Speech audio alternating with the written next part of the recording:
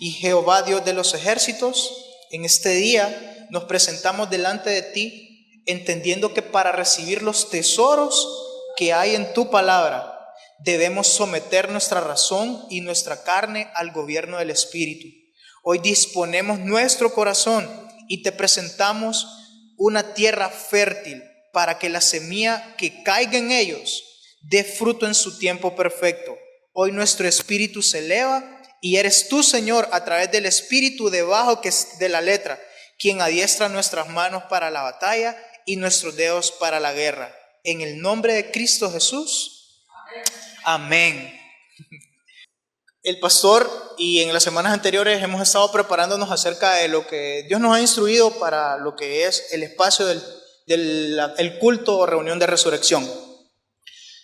Les comentaba, les hemos venido comentando en estas semanas que el año pasado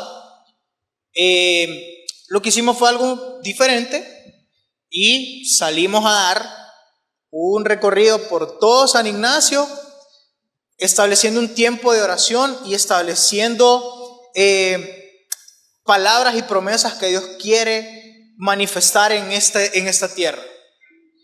Fue un tiempo muy bonito, pero les he comentado, casi siempre que hay un espacio de oración, además de orar por nuestro país, oramos por la localidad o por la comunidad en la que Dios nos ha establecido, que es San Ignacio. ¿Qué más? Tres Caminos, Luislanda, Florencia Norte. ¿Nos hizo falta alguna? Ajá, Florencia Norte y Florencia Sur. ¿Algo más? No. Creyendo que con el tiempo ya no solo vamos a orar por estas 5 colonias que son parte de la localidad, sino que Dios nos va a ir dando las estrategias para ir expandiendo. Pues este año lo que Dios ha puesto es expandirnos justamente y a través de establecer altares de oración en cada una de estas colonias que Él nos ha dado. Y con el motivo de proclamar arrepentimiento a aquellos que no han conocido de Jesús y que su voluntad, que la voluntad de Dios sea hecha en la tierra así como se hace, y todo esto a través de una estrategia que vamos a ir compartiendo. Pero lo más importante, ustedes, es que creo que la estrategia sin corazón solo se convierte en un armazón. Yo les confieso, he tenido temporadas de mi vida en las cuales yo sé que solo me vengo a sentar aquí y que vengo a cumplir con el ritual. No me da pena decirlo porque así es. Y Dios me termina confrontando y me termina incomodando. Y yo tengo 2 opciones. Me incomodo hacia cumplir lo que Dios me manda hacer, o me quedo cómodo y pues Dios no va a dejar de ser Dios. Y algo que he entendido yo también es que Dios no va a dejar de cumplir sus propósitos porque usted y yo no queramos hacerlo. Pero lo bonito de todo, ustedes, es que Dios nos quiere involucrar. Y nos vamos rápidamente a Salmos 24, en el verso 1 y 2. Me gustaría que leyéramos primero estos dos versículos. Buenas. Vamos a estar así como yo leyendo, él también, para que se sienta más dinámico, ¿verdad? Entonces, de Jehová es la tierra y su plenitud, el mundo y los que en él habitan, porque él la fundó sobre los mares y la firmó sobre los ríos. ¿Quién subirá al monte de Jehová y quién estará en su lugar santo? Bien. Aquí no me voy a detener mucho a ustedes. Voy a hacer la pregunta más obvia que pueda hacer el día de hoy. ¿De quién es la tierra? ¿De quién es la tierra? Muy bien. Yo no sé si alguno de ustedes tiene la bendición de tener los títulos de propiedad de su casa. Yo no sé. Si es así, qué bueno. Y si no es así, pues oramos que en el nombre de Jesús, en su tiempo, Dios mueva las cosas. Pero usted, ¿cómo se siente al tener algo que es de su propiedad? ¿Qué pasaría si yo vengo un día y usted me mira que yo me meto a su terreno, a su casa, y me ve haciéndole un agujero al terreno? ¿Qué haría usted? Correrme.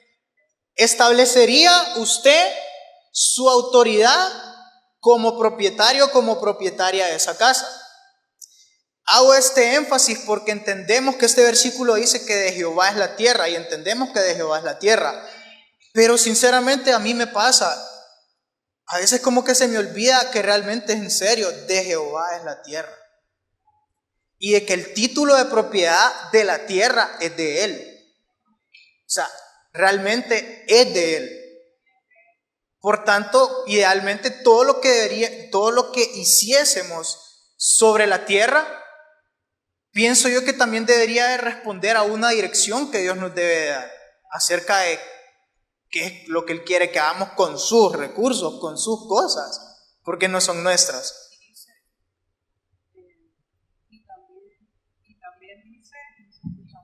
Pero el mundo y los que en él habitan, Ajá. no solo es la tierra, sino que también son los que Cada ser habitan en humano. la tierra.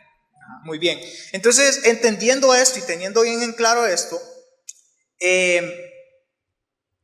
quiero que nos vayamos a Mateo 6, capítulo 6, versos 9 al 10. Versos 9 y 10. Y esto es algo que usted y yo ya conocemos. Tal vez, a mí me pasa que tal vez soy malo con las citas bíblicas, yo no le sé decir un capítulo o un versículo, pero yo sí sé que está en la Biblia, ¿verdad? Entonces, me pasa que a veces como leo, dicen aquí una cita, ¿verdad? Yo como a saber qué dirá ese versículo. Ya cuando voy, si yo me lo sé, digo, yo lo manejo. Tal vez este es uno de esos versículos que tal vez si le digo la cita, usted no la ubica a primeras, pero al leerlo usted sabe, usted y yo sabemos. Y dice así. Mateo 6, del 9 al 10. Vosotros pues oraréis así: Padre nuestro que estás en los cielos, santificado sea tu nombre, venga tu reino, hágase tu voluntad, como en el cielo, así también en la tierra. Muy bien. Énfasis en el segundo versículo. Venga tu reino. ¿A dónde? En la siguiente parte nos explica que su voluntad se hace en el cielo, pero también quiere que sea hecha en la tierra. O sea que hay un reino que tiene que venir. Un reino que no es el rey de España, no es la reina de Inglaterra, no es un reino de ninguna monarquía, sino que es un reino espiritual que está sobre todos los reinos. Y me preguntaba, ¿cómo sabemos que la voluntad de Dios se está haciendo? Y Dios me ponía esto: cuando se manifiesta el gobierno y se concreta en cumplimiento el deseo de Dios. ¿Cómo yo sé entonces que la voluntad de Dios se está haciendo aquí en la tierra como se hace en el cielo? Simplemente porque el deseo de Dios está siendo concretado. Pero la cuestión, ustedes, es que Dios sí podría venir, establecer su cetro de justicia y ponernos quietos a todos, como dicen popularmente. ¿Cree usted que eso podría hacer eso Dios? Perfectamente. Pero Dios, a mí me gusta mucho esto, y es un beneficio para nosotros. Qué bueno que Dios sea así, que a Dios le gustan las relaciones, a Dios le gustan las conexiones. Por eso nos creó a usted y a mí. Y nos creó a usted y a mí y nos puso en la tierra para que su voluntad, como en el cielo, sea hecha. Entonces, ¿cómo se va a hacer la voluntad de Dios aquí en la tierra? A través de usted y de mí. ¿Que somos qué? Sus hijos. Y todos sus hijos en conjunto somos su iglesia, somos su cuerpo. entendamos, venimos de lo individual. Dios está en lo individual de cada uno de nosotros, pero también Dios está en lo colectivo. Cada uno de nosotros tiene una función haciendo la voluntad de Dios. Y ocurre algo, dice, en Salmos dice que de Jehová es la tierra. Y hay algo bien curioso, ¿se acuerdan en Marcos 4? Esto no está aquí, solo lo voy a mencionar porque es una parábola bien grande. Ahí describe cuando Jesús habla acerca de la parábola del sembrador. Y creo que usted y yo la conocemos. Y solo la parafraseo. El Señor Jesús dice, un hombre tenía un campo, un sembrador, toma semillas, empieza a caminar y empieza a esparcir las semillas. Las semillas caen en ciertos espacios, en ciertos terrenos. Uno cae en un camino,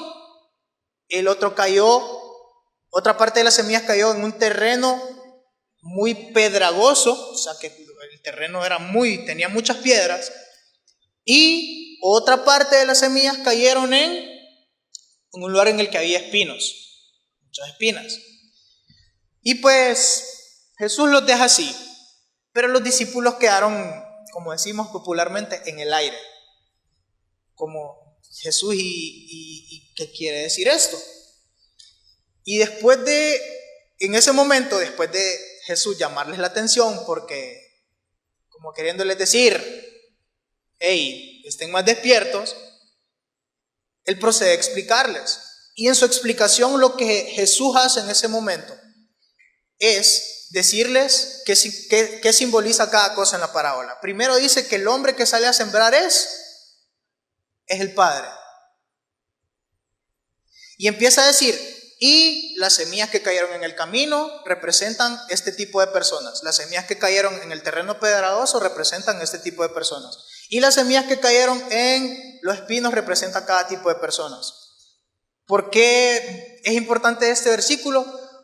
Porque nos relata y nos comenta, nos explica la condición del corazón que los seres humanos tenemos acerca de nosotros frente a Dios, nosotros respondiendo frente a Dios. ¿Cuál es mi reacción? ¿Será que soy muy superficial como los que estaban en el camino y me dejo llevar por la corriente del mundo? Todo el que pasa me aplasta y me voy con él. ¿Soy como el terreno pedregoso? Hay demasiadas cosas dentro de mi corazón que están impidiéndole a él poder trabajar en mí. ¿O soy como las espinas? Los deseos de los ojos, la vanagloria del mundo o la codicia nos están ganando la carrera, que es lo que Dios quiere hacer. Por ende, en la palabra tierra, además de tener una connotación de explicarnos o exponernos el lugar en el que estamos parados, la situación en la que estamos parados, tierra también tiene que ver con el corazón humano. Entonces por eso nuevamente refuerza, de Jehová es la tierra y su plenitud, y por ende los que en él habitamos. Y entendemos que Dios quiere habitar en cada tierra, o sea, en cada corazón de este mundo, porque Dios conoce a detalle la condición de nuestro corazón y Él quiere hacer su voluntad en cada corazón. Y aquí es bien importante entonces, ¿por qué Dios quiere levantar altares? Y yo quiero pedirle que esta pregunta no solo la miremos como levantar altares, porque hay muchas iglesias, hay muchas congregaciones, hermanos y hermanas que se levantan a hacer altares. Y qué bueno, gloria a Dios. Pero en este momento quisiera que nos enfocáramos en esto que Dios nos ha dado a nosotros. ¿Por qué específicamente Dios quiere que Cristo Centro levante altares aquí? Porque yo no puedo responder por altar que está haciendo otra persona. Si lo está haciendo, yo espero y anhelo que sea dirigido por Dios y que cumple el propósito que Dios lo manda a hacer. Y gloria a Dios que se cumpla su voluntad ahí. Pero donde sí tenemos nuestras manos es aquí. Y por lo que sí, y lo que dice ahí, de lo que Dios nos ha dado es de lo que Dios nos va a pedir cuentas. Entonces, es importante a entender a este punto que para responder la pregunta, ¿para qué sirve o para qué quiere Dios que levantemos altares? Tenemos que recorrer un camino ahorita en el que ahí nos va a llevar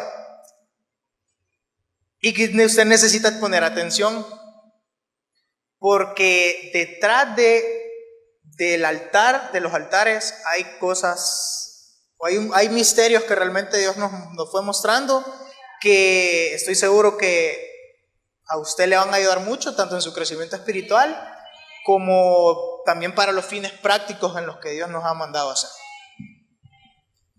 Espero que Dios me ayude, sí me ayuda, ¿verdad? A poder ser puntual, pero poder abarcar todo lo que el Señor nos entregó. Así que les pido que por favor pongan atención y que pues realmente nos podamos enfocar para que entendamos el por qué vamos a hacer las cosas, porque no, la idea no es que, no es que se nos ocurrió que, ¿qué hacemos?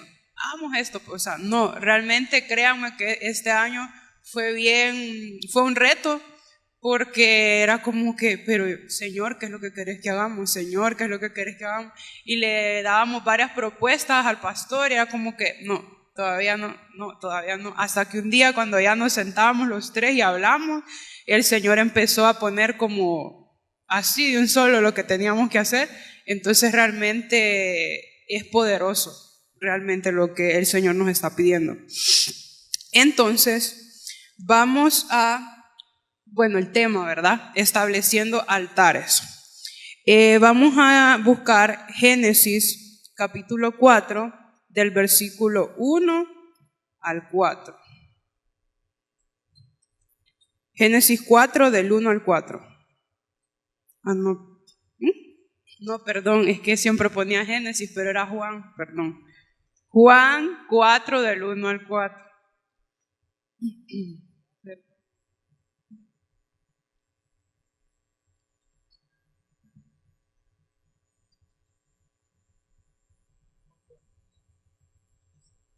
Hola. Sí. Cuando pues el Señor entendió que los fariseos habían oído decir, Jesús hace y bautiza más discípulos que Juan, aunque Jesús no bautizaba sino sus discípulos, salió de Judea y se fue otra vez a Galilea, y le era necesario pasar por Samaria. Dice una frase importante de estos versículos. En el versículo 4 dice, y le era necesario pasar por Samaria. Si dice le era necesario, ¿qué significa esto? Que era importante, que era trascendental. Es como que yo diga, me es necesario ir al cajero porque no ando nada y ocupo tener algo, ¿verdad? Entonces era lo mismo, a él le era necesario pasar por ahí, tenía que pasar por ahí. Entonces, por Samaria. ¿Qué significa Samaria? Samaria significa montaña vigilante y también simboliza la oscuridad. Entonces, ayer tuvimos una reunión con todo el liderazgo de la iglesia y hablábamos respecto a los muros, que si nosotros vemos alrededor de la zona en la que estamos, las casas tienen unos muros, pero son más grandes los muros que las casas, ¿verdad? Entonces, y tiene relación. Samaria, montaña vigilante, o sea, es como algo que rodea, algo que cubre. Y hablábamos que esos muros para las personas puede ser como protección, pero al mismo tiempo representan cómo están espiritualmente, que hay muros alrededor de sus vidas que ellos creen que les dan seguridad, pero realmente son prisiones y son cárceles espirituales. Entonces, vamos a leer el versículo 5 y 6. 6. Dice, vino pues a una ciudad de Samaria llamada Sicar, junto a la heredad de Jacob, junto a la heredad que Jacob dio a su hijo José. Y estaba allí el pozo de Jacob. Entonces Jesús, cansado del camino, se sentó así junto al pozo. Era como la hora sexta. En el versículo 5 dice, vino pues a una ciudad de Samaria llamada Sicar. ¿Qué significa Sicar? Sicar significa falsedad. Entonces dice, vino a una ciudad llamada Sicar junto a la heredad que Jacob dio a su hijo José. Entonces es como, dice junto a la heredad que Jacob dio a su hijo José. Esta heredad había sido apartada muchos años atrás. O sea, imagínense de cuando existió Jacob a cuando vino Jesús, cuántos años habían pasado.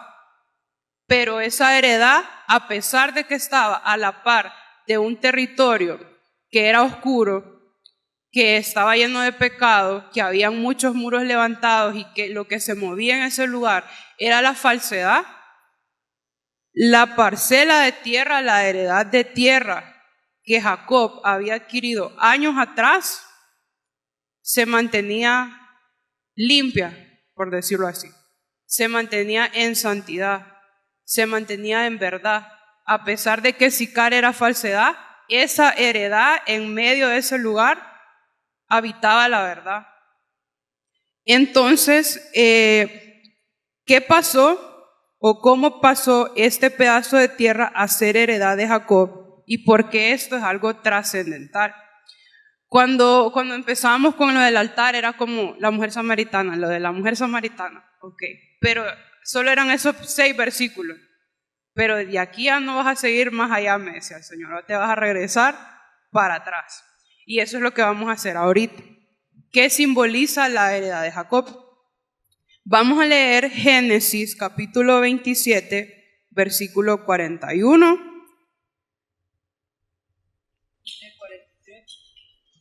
Del 43 al 44 también. Versículo 41. Y aborreció Esaú a Jacob por la bendición con que su padre le había bendecido. Y dijo en su corazón, llegarán los días del luto de mi padre, y yo mataré a mi hermano Jacob. Y fueron dichas a Rebeca, 43. Ahora pues, hijo mío, obedece a mi voz. Levántate y huye a casa de Labán, mi hermano, en Aram, y mora con él algunos días, hasta que el enojo de tu hermano se mitigue. Entonces Jacob huye de Esaú. ¿Qué había pasado? ¿Por qué estaba huyendo Jacob? Porque le había robado la primogenitura a su hermano. ¿Qué características podríamos decir que tenía Jacob cuando le robó la primogenitura a Esaú? ¿Cómo era Jacob? Engañador, ¿qué más?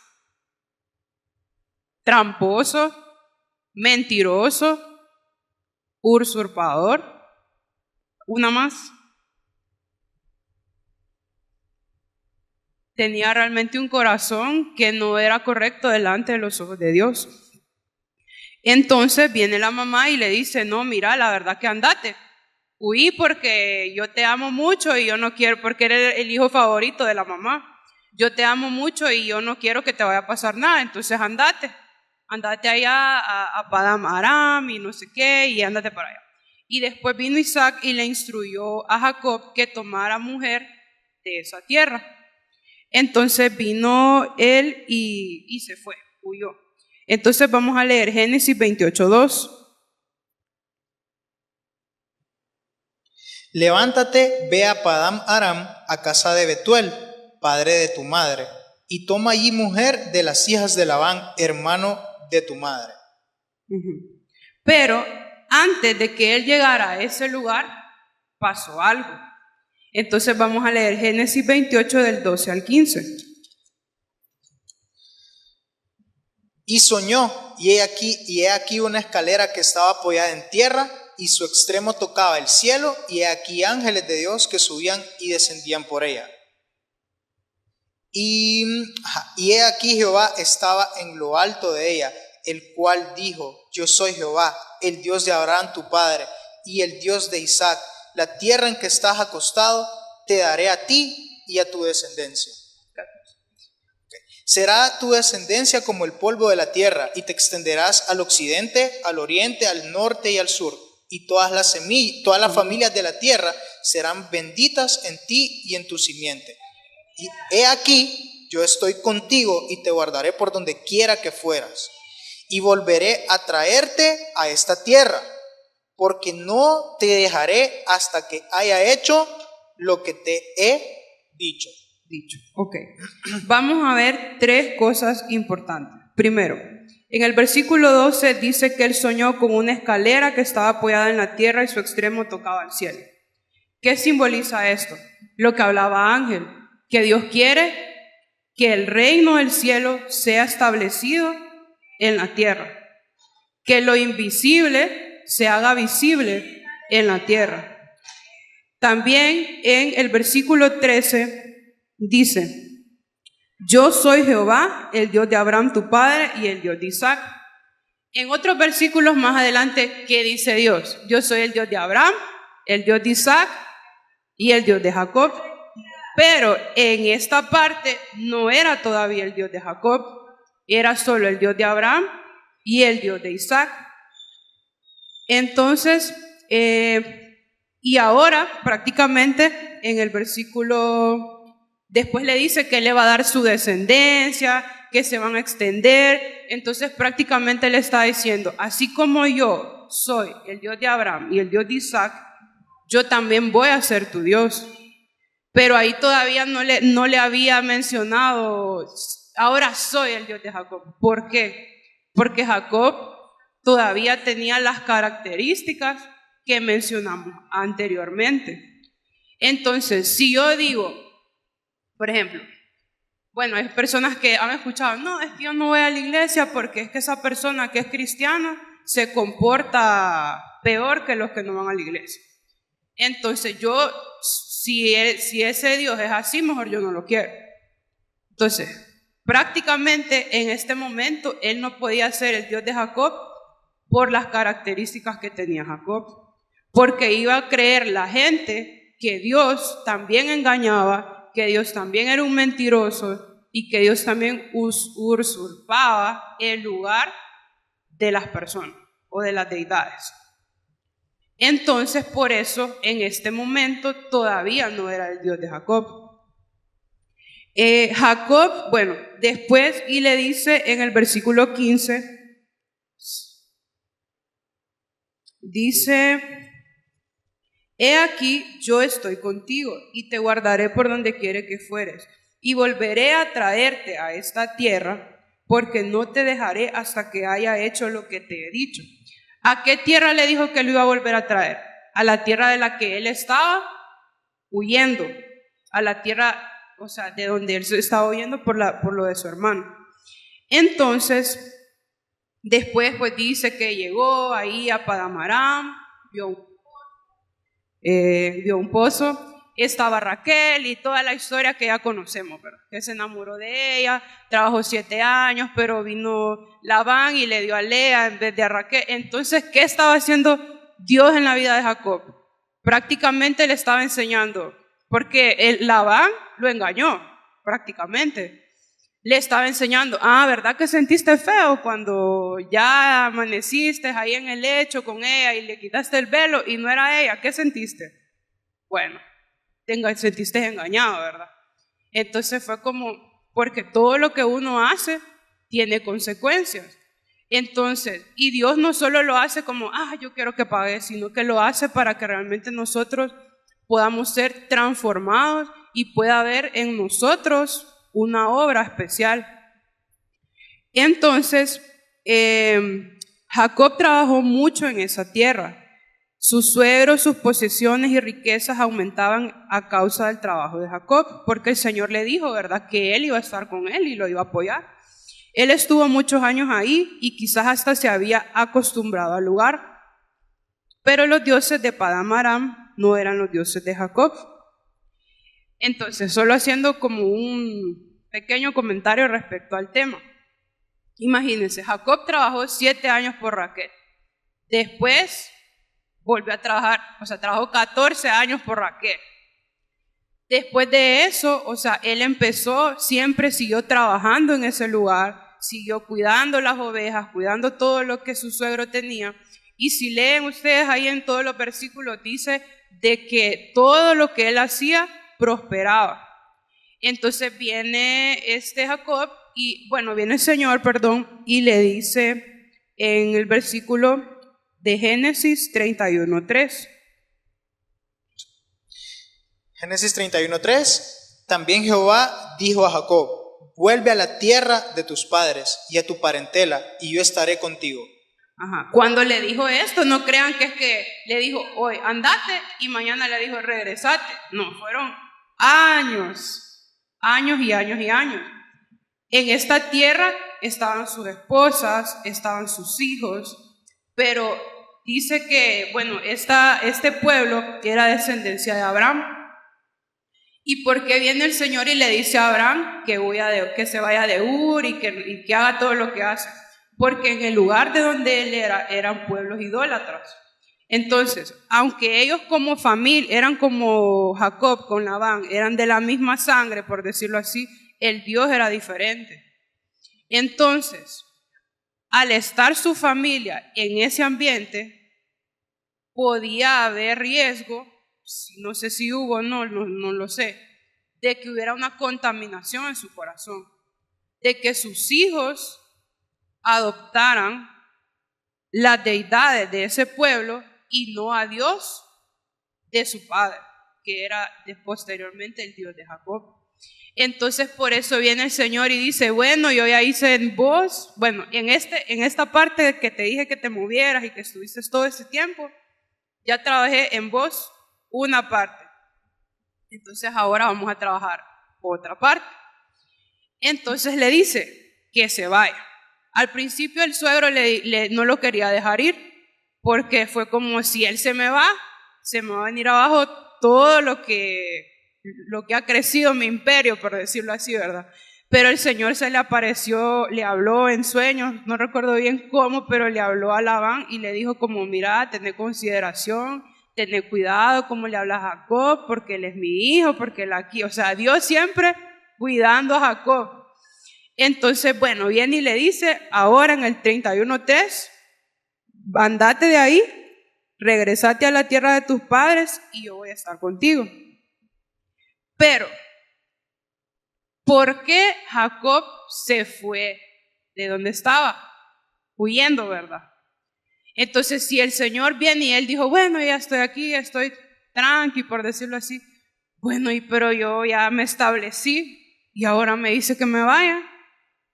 Pero había algo más, no solo era la incomodidad de moverse, era que regresaba de donde él había huido, regresaba al lugar donde estaba la persona a la que él le tenía miedo.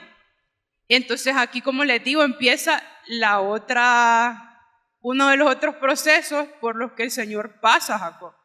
Entonces vamos a leer Génesis capítulo 32, versículo 3 primero. Y envió Jacob mensajero delante de sí a Esaú su hermano, a la tierra de Seir, campo de Edom.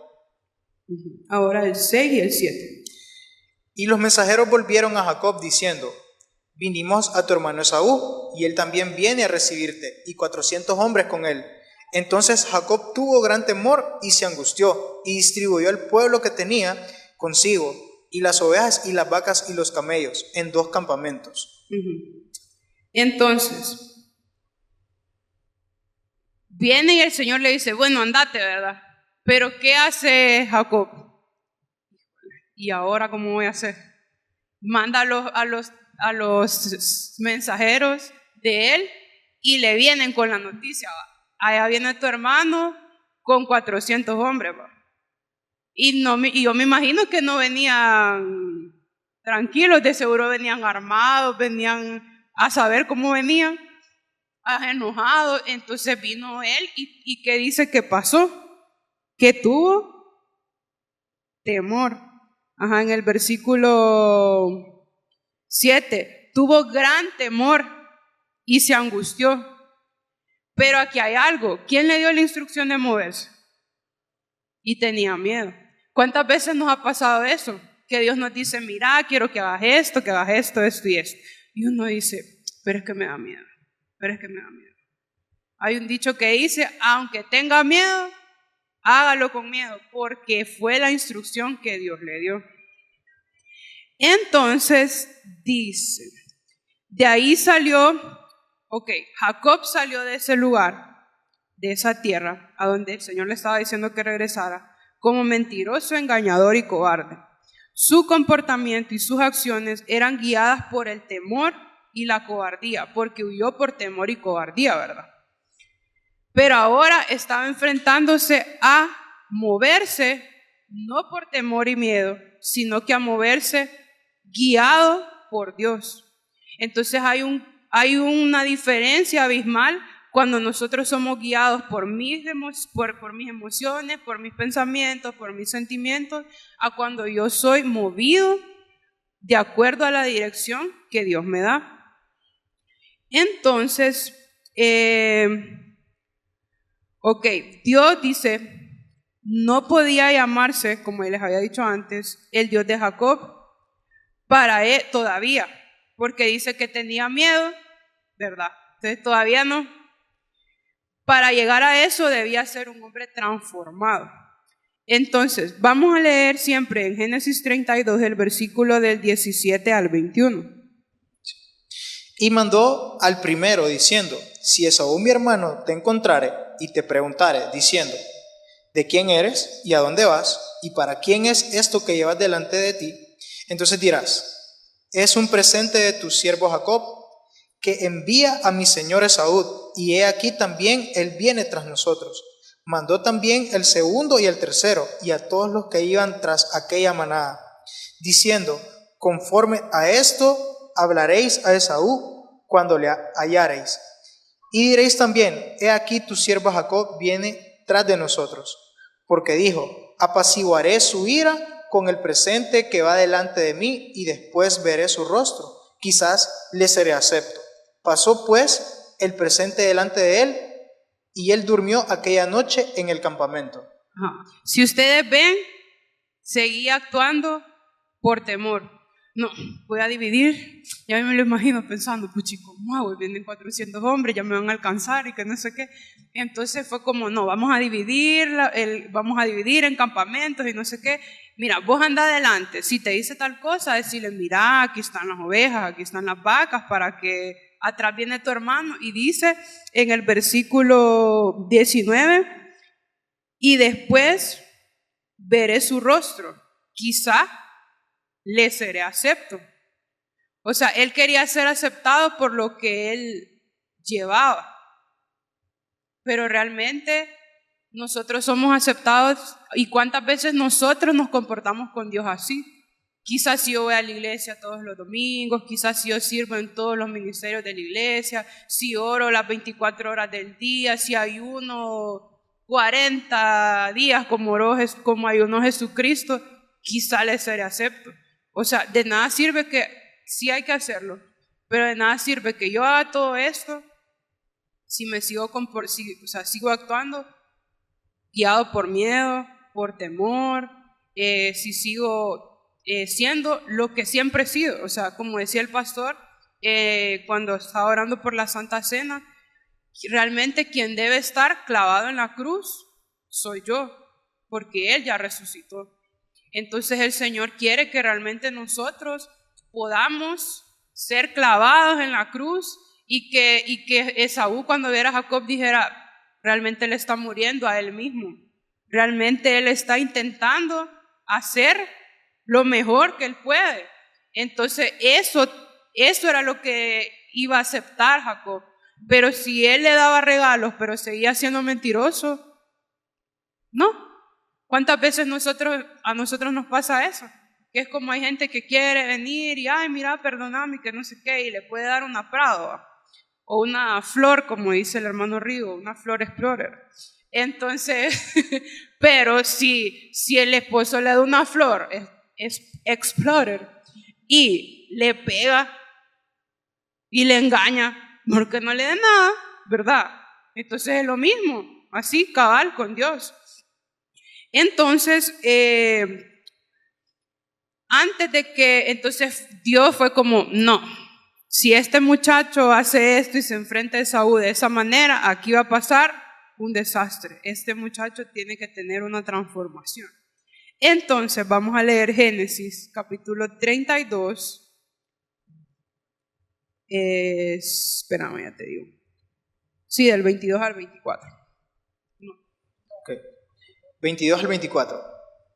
Y se levantó aquella noche y tomó sus 2 mujeres y sus 2 siervas y sus 11 hijos y pasó al vado de Jaboc. Los tomó pues e hizo pasar el arroyo a ellos y a todos los que tenía. Así que quedó Jacob solo y luchó con él un varón hasta que rayaba el alba. Entonces dice que hizo pasar a su familia por el arroyo, se quedó solo, y cuando se quedó solo, Dios dijo, aquí sí te voy a agarrar a ver si sos tan valiente, así como sos valiente con todos tus caballos, a ver si así sos de valiente solo. Entonces lo agarró solo. Y dice que luchó con el ángel hasta que rayaba el alba. Luchó con él un varón hasta que rayaba el alba. A mí siempre esta frase, hasta que raya el alba, siempre como que me ha inquietado, me llama la atención, me parece como una frase bonita, pero es como que Dios, ¿y aquí qué hay? Entonces dice que el rayar el alba es el inicio de un nuevo día. Eso significa despertar espiritual, blanco, resplandeciente. Entonces, o sea, hubo un despertar espiritual en Jacob. Si es blanco y resplandeciente, o sea, cuando él se paró, cuando él luchó con ese ángel, ya toda la oscuridad y todo lo que había en él ya no cabía, porque la luz del ángel, la luz de Dios, llegó a su vida. Entonces, ¿y qué dice? Que donde hay luz, no puede haber oscuridad. O sea, no podía quedar ni un poquito. Tenía que ser alumbrado todo. Entonces, dice el versículo 28. Y el varón le dijo, no se dirá más tu nombre Jacob, sino Israel, porque has luchado con Dios y con los hombres y has vencido. Ajá.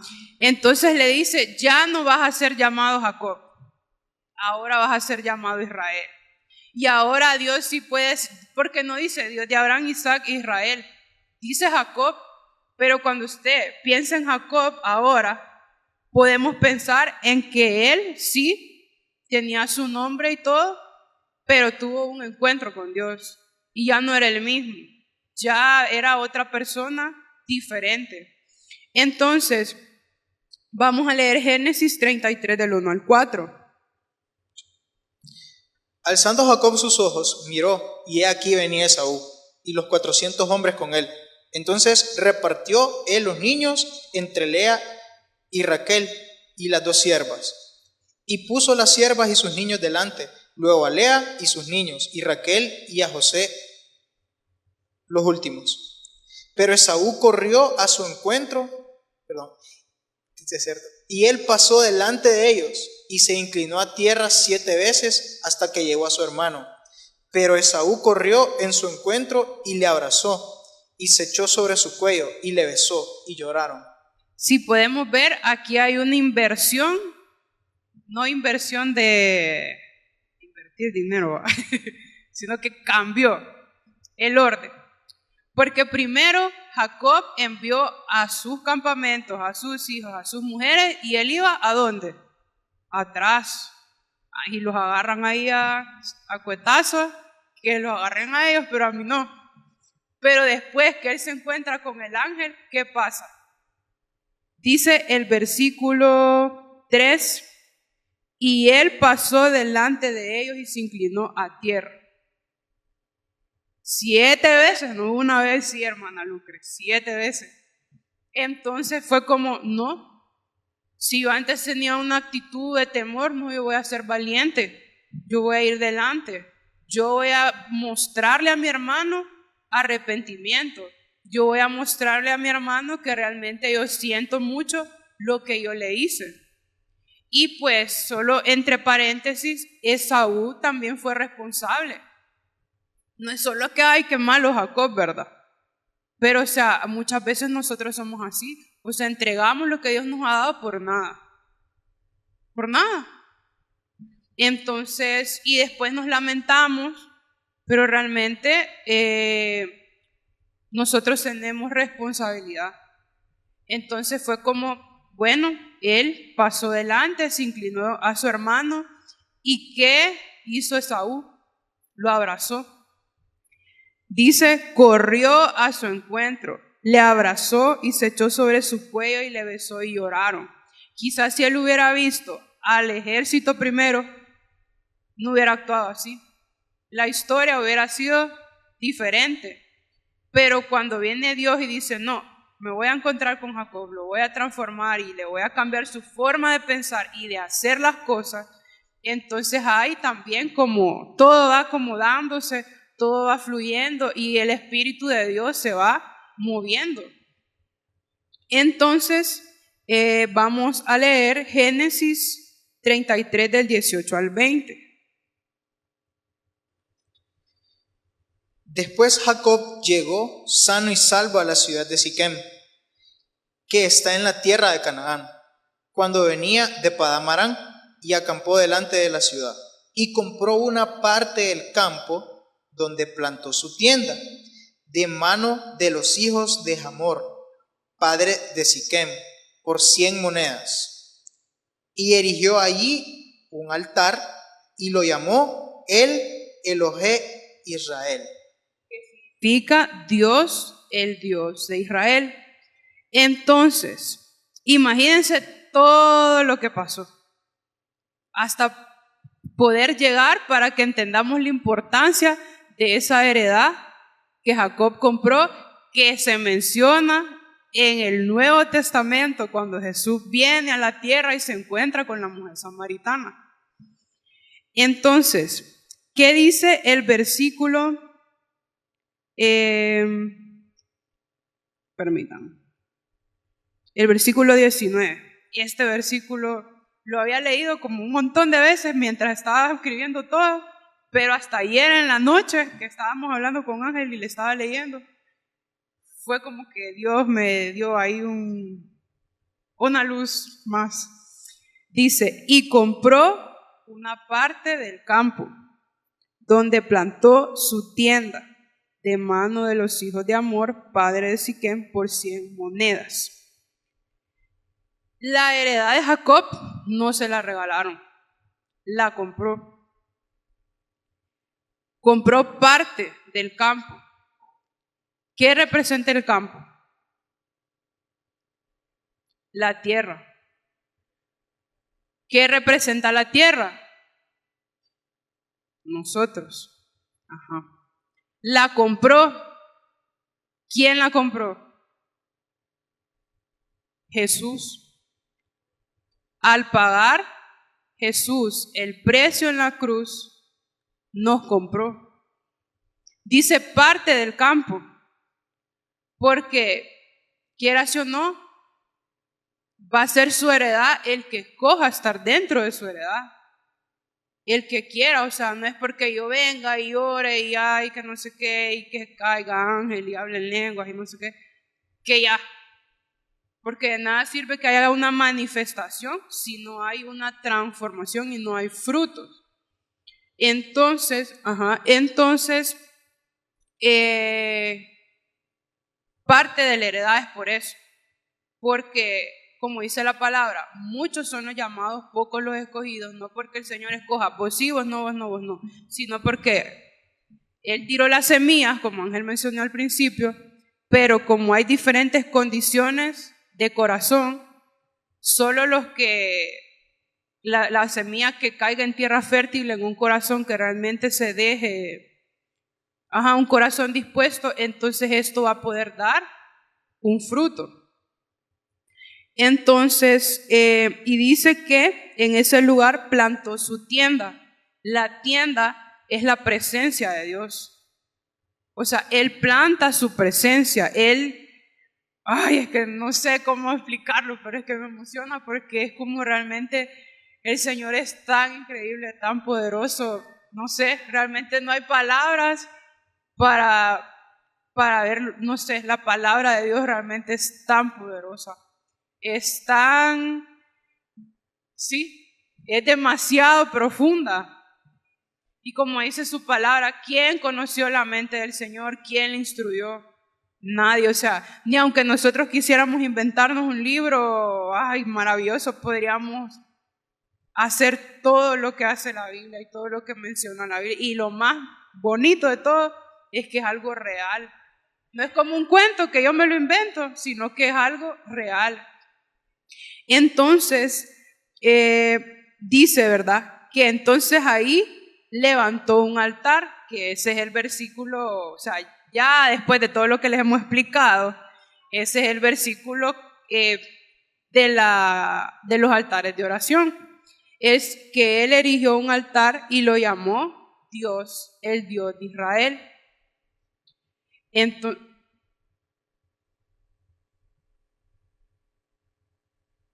Y posiblemente puedan decir, ¿por qué todo este cuento de Jacob para venirnos a hablar de los altares? Quiero resaltar esto. La manifestación sin transformación no trae frutos. Y Dios nos ponía a hacer esto perfectamente. Para nosotros hubiese sido más fácil venir, pararme aquí y decirle, mira hermano, va a hacer esto y esto y esto. Si quiere venir el día de resurrección, venga, bienvenido. Si no, pues sus razones tendrá. Pero si quiere venir, lo que va a hacer es esto, esto y esto. Sin embargo,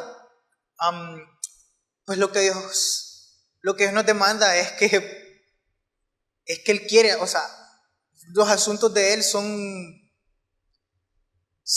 tienen un propósito, pues van hacia un fin.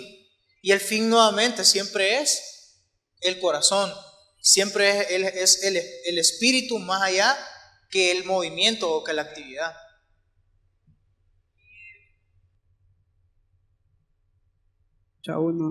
En 1 Corintios 6:20 dice, porque habéis sido comprados por precio. Glorificad pues a Dios en vuestro cuerpo y en vuestro espíritu, los cuales son de Dios. Y también el altar, Dios de Israel. Jacob venía de esa descendencia. Pero ¿qué pasa? En Génesis, en Juan 4:6.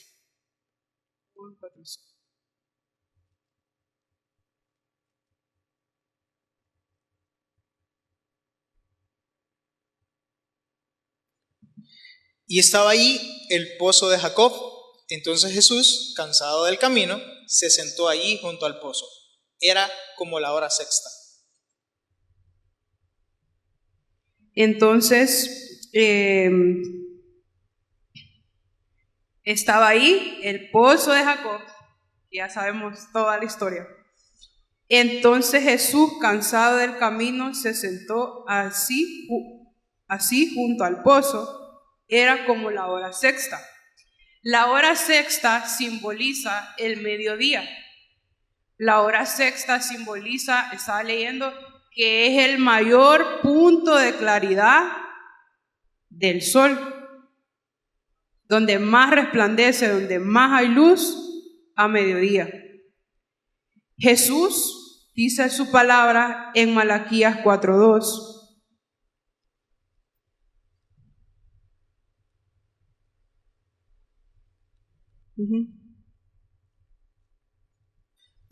Mas a nosotros, los que temen mi nombre, nacerá el sol de justicia, y en sus alas traerá salvación, y saldrán y saltarán como becerros de la manada.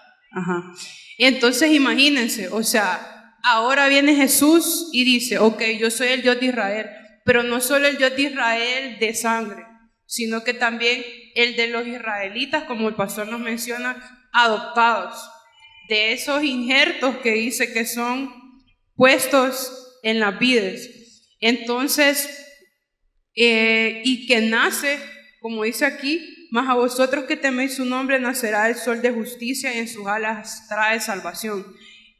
O sea, a la hora sexta sale el sol de justicia, trae salvación. ¿Cómo lo vemos? En la mujer samaritana. Jesús se manifiesta en el lugar, en la zona donde había muros, donde había oscuridad, sale el sol y viene y trae salvación. Salvación para todos. Salvación para los que decía haya una parte de la heredad que quiera realmente ser parte y ser propiedad de Dios. Entonces, al final, ¿qué era lo que el Señor nos decía respecto, como para concluir? Nosotros, como Cristocentro, representamos el pozo. Ese pozo ese pozo en el que Jesús dice que se sentó a la par del Sinar. Entonces todo el territorio por el que vamos a orar, todo el territorio en el que vamos a levantar altares de oración, es Sinar, es Samaria, es Siquem. Y nosotros somos el pozo. No es que vamos a decir, ay, es que Cristocentro es exclusivo y dicen que ellos son el pozo, por si salen en las redes, para que después van a cortar el video y van a decir que yo, a ver que soy mejor. Solo lo que decía Ángel, ¿verdad? Esta es la instrucción que como iglesia nosotros, una parte del cuerpo, como dedo, por decirlo así, de su cuerpo, este dedo, esto es lo que el Señor nos está diciendo que debe hacer. Y todas las demás partes del cuerpo, todas las demás iglesias, el Señor va a empezar a instruir, ¿verdad? Entonces, al final, todo esto es bien importante, ustedes. Primero, hablar de todo el proceso de transformación de Jacob hasta convertirse en Israel y recibir la promesa. Y a partir de ahí, entender qué hay detrás de un altar. Específicamente para Cristocentro, lo que hay detrás de este altar es lo siguiente. No sé, ayer yo les comentaba, yo le decía, y el hermano José Silva nos aclaraba, ¿verdad? Ahí en los 90s, si usted venía aquí a este lugar, ¿qué cree que iba a encontrar? Puro monte. Creo que ni en su imaginación ni en la mía podríamos haber predicho o pensado de que este lugar se iba a convertir en la zona que hoy es, con las colonias que hoy están y con las personas que aquí viven. Pero fíjense que Dios sí lo tenía. Dios ya sabía por qué había puesto Cristocentro en medio de un potrero, de un montarral.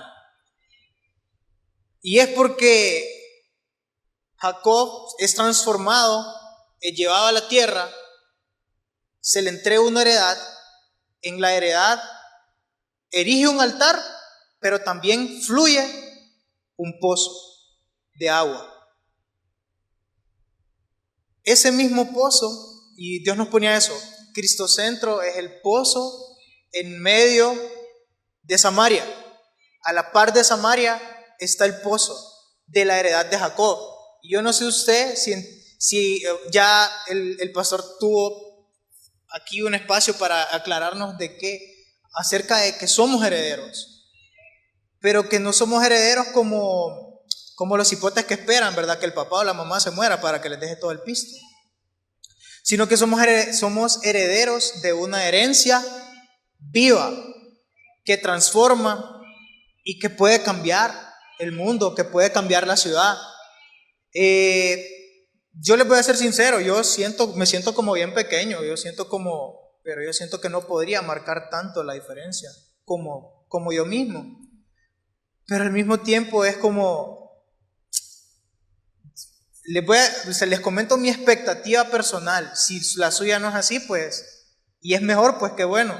Pero en este momento yo siento como, Señor, yo me siento bien pequeño, siento que lo que yo puedo hacer no va a ser gran cosa, pero en obediencia aquí estoy. En obediencia aquí estoy. Porque yo les decía, ayer hablaba con los hermanos líderes y yo les decía, realmente, cuando la iglesia sale algo pasa, cosas pasan. Y yo sé que tal vez es atípico o no es común que una iglesia haga, en un culto haga eso.